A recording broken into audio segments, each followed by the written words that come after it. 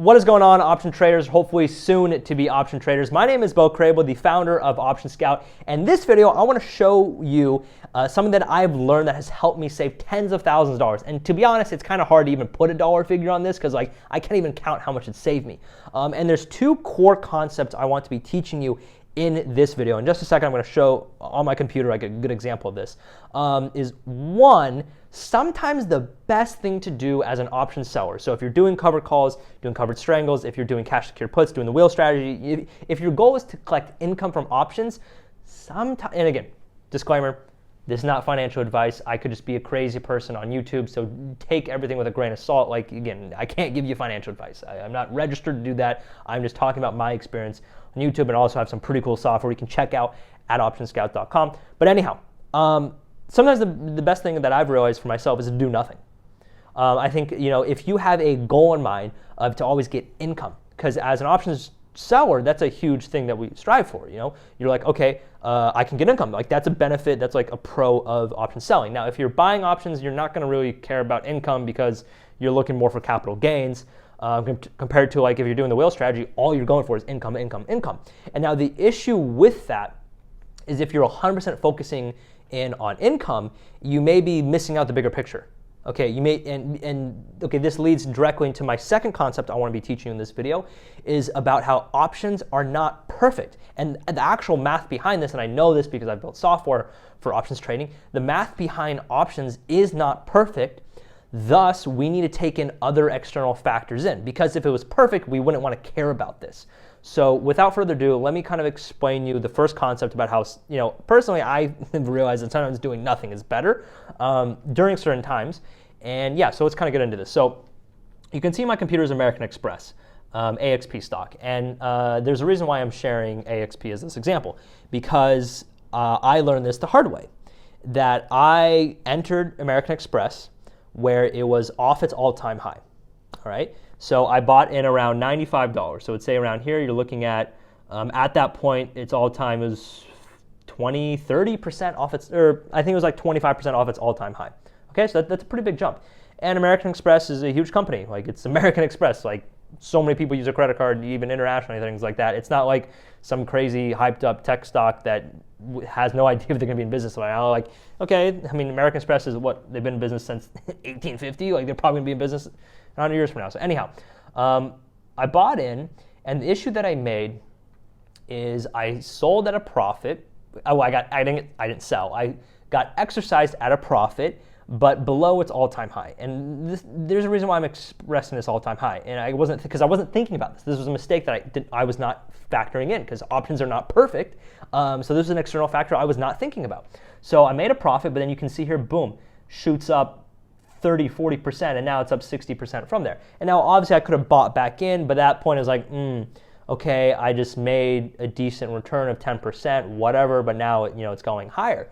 So I made, this is paraphrasing, I made pennies at the opportunity cost of making thousands. Now that may be a bit dramatic, but why am I expressing this? So at Option Scout, we're actually working on software where you can filter out option contracts and stocks actually as well to see what percentage is off its all-time high. So if you want to see option contracts that would say 10% off its all-time high, or maybe it's out within 1%, because maybe it's at it like right now, you can see that. And why am I expressing that? Well, for me, I've now made a rule for myself that if I'm going to be doing any type of income strategy, so covered strangles, covered calls, cash secure puts, even naked calls, naked puts, if I'm owning the equity, I'm not going to have a target price, so meaning what I'm okay with getting exercised at, anything less than its all-time high.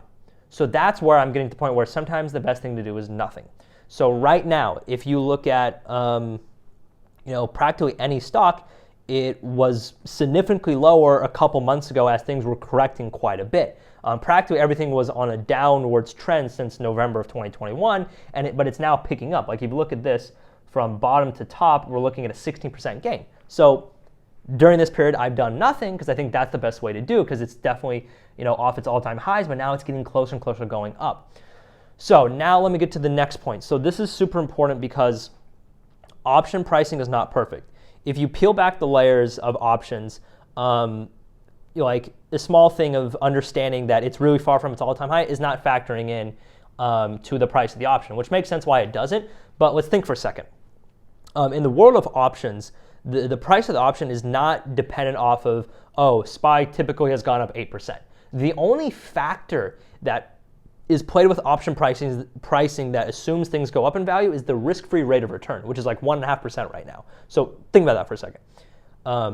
Typical indexes like VTI, SPY, QQQ, things like that, have averaged a positive return. So you would think that if that's average a positive return, then the options of that should also affect a positive return, which in a way it does. But the main factor is the risk-free rate of return. So let's think for a second. If stocks are down, if it's buying dip season, then there's, and again, no financial advice, but there's probably a better probability that it's going to go back up. So in other words, what I'm trying to explain here, as an option seller, you're getting less premium than you should. So it comes to the situation where it doesn't make sense. The probability is, even though it will say, oh, you have a 70% chance, me personally, like, that's not actually 70% chance. It's actually closer, probably a 40-50% chance, because of the fact that we're below its all-time high, and at some point it's going to rally up. I don't know when that is, but I'm not going to sell the contracts at that price because I want to be profitable as well. So anyhow, kind of bringing this back, if you're an option seller, this has helped me a lot to look at things as target prices, okay? And you can be doing this for anything, and this is also why it's super important to pick stocks the right way, or if you're like a newbie, probably should do this on indexes so you don't have to pick stocks, because this does get to be an issue, right? If you are trading some really volatile stocks and it just goes down, down, down, down, down, compared to this is Amex, right? It's historically gone up 75% in the last 5 years. It's outperformed indices, so it's no issue on that. But yeah, if you're in a stock that just goes down, then okay, yeah, I guess you might as well just sell cover calls on it all the time. But then